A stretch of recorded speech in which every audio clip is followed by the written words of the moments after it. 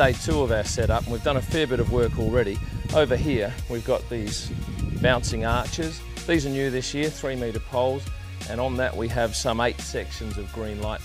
On the ground over here, it's important we test all the mega tree lighting before we get it up on the tree. So we spread it out through here. We have 12 sectors. Each sector has 3 different colours, red, pink, white and blue.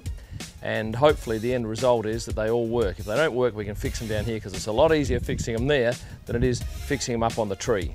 So here we have 4 cards from Lightorama.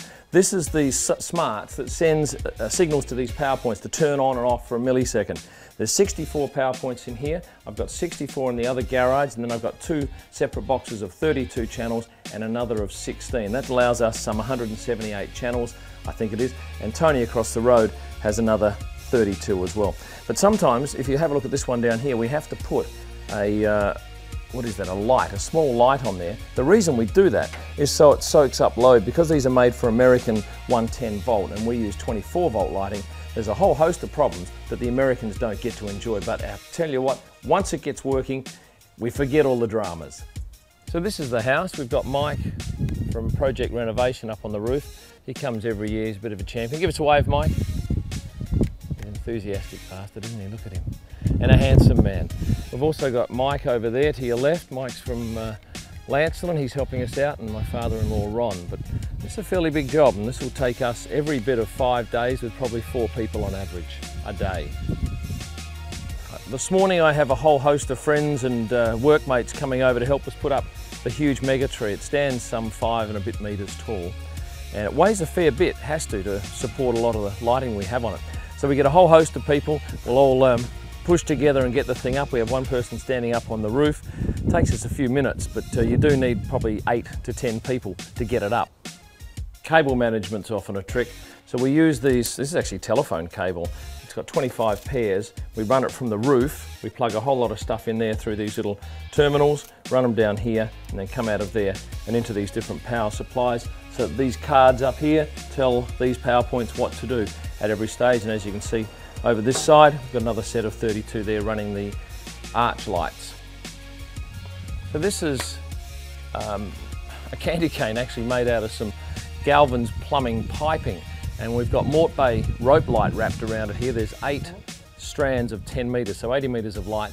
It's then strapped around this thing and wrapped around this post with the help of these 2 burly gentlemen. Okay. So what do you got? Pink 1 and 2. Yep, pink 1 and 2's on 12.7. It was on 6.6 before, so I'll move that to 12.7. Yep, next. Blue 3 and 4. 12.8. No, 12.8's not right. Oh, yes it is, okay. Mega tree, white 1 and 2. Yeah, I've got that in 12.14. Correct. Alright, so that's pretty much all of the whites. Good. So this is our mega tree. There are 12 sectors running around the outside of that tree. There are 4 sectors of green in the middle, and right in the centre is 4 sectors of red. And they're all cabled back to a couple of boxes. This one was a fair mess until we tied it up earlier today, and we're running probably 15, 20 different channels out of that disgraceful looking mess. It's so hard to see in the daytime. Yesterday we had a 5 AM to 5 PM day, then we had a couple of hours for dinner, and then we came back out at 7:30, and I was out here until 1 AM sorting out a whole lot of dramas, as you always have with this particular system. And at the moment we've just changed a whole lot of wiring, so we're now trying to establish whether these lights are in fact working, and it's reasonably sunny and glary. Can you see anything? I can't see a damn thing. Yep. You know what? You haven't turned the power on. The power to the boxes. This goes on all the time, and we kick ourselves for not working out simple solutions. We'll get there. It's just so hard to tell if they're working. I think they are. These are all new stars. We've made them up ourselves. We've got some fairy lights we had spare, and a very good supplier to PMH, a friend of one of the people there, offered to make them for us, and we had the Coates Hire cherry picker up here yesterday putting them up, and it was done in half an hour, and they look fantastic, although don't look too much at the moment, but at night time, spectacular. Right, so this is my neighbour Tony's house. She's across the road, number 10 Bishop Riley Way. And come the 10th of December, that's when we launch all this, both of these houses will be going in sync with all of Tony's icicle lighting here. And up here she's got a whole lot. She's got stuff on the roof, and we're very lucky to have Mike from Project Renovation over here sorting out the cabling on the roof. He is an absolute winner. So this is Tony's cabling area. At my house we've got 178 channels. Tony's got a leisurely 16. It's not too difficult. It certainly doesn't pose anywhere near the problems that I have to. But this is Ben Hartwell from Messages on Hold. That's the back of his head. Ben is a very clever technical man.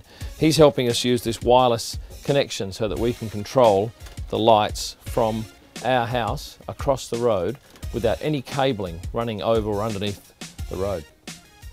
So why have we got these spotlights in the garage? They are actually teamed up in tandem with some of the sockets in here to soak up load. Otherwise the lights will physically not turn off and cause us endless heartache and drama. This is just some of the rope light we have. We get it from Mort Bay and it is sensational gear, very pliable. We can bend it around the roof, and great colours, blue and white we're running this year. You can't just go and buy these boxes. We get All Round Electrical to make them for us, and Lawrence and Hanson provide all this stuff through Auslec, and we can leave this outside. In the past we've had to stick everything in the garages, but now with these waterproof boxes it means we have a lot less cable to run back through a wall.